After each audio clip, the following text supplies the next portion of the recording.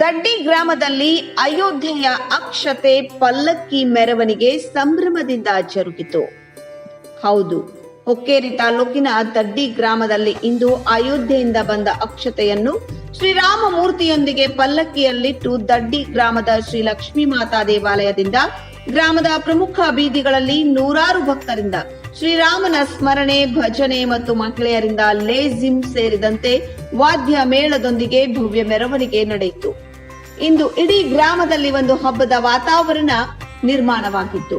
ಗ್ರಾಮದ ಎಲ್ಲ ಅಂಗಡಿಗಳ ಮಾಲೀಕರು ಸ್ವಯಂ ಪ್ರೇರಿತರಾಗಿ ಅಂಗಡಿಗಳನ್ನ ಬಂದ್ ಮಾಡಿದ್ದರು.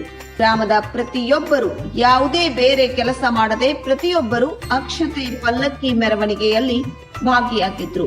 ಭಕ್ತಿಯಿಂದ ಜೈ ಶ್ರೀರಾಮ್ ಎನ್ನುತ್ತಾ ಪ್ರತಿ ಮನೆಗೆ ಅಯೋಧ್ಯೆಯಿಂದ ಬಂದಿರುವ ಅಕ್ಷತೆಯನ್ನ ತಲುಪಿಸಿದ್ರು.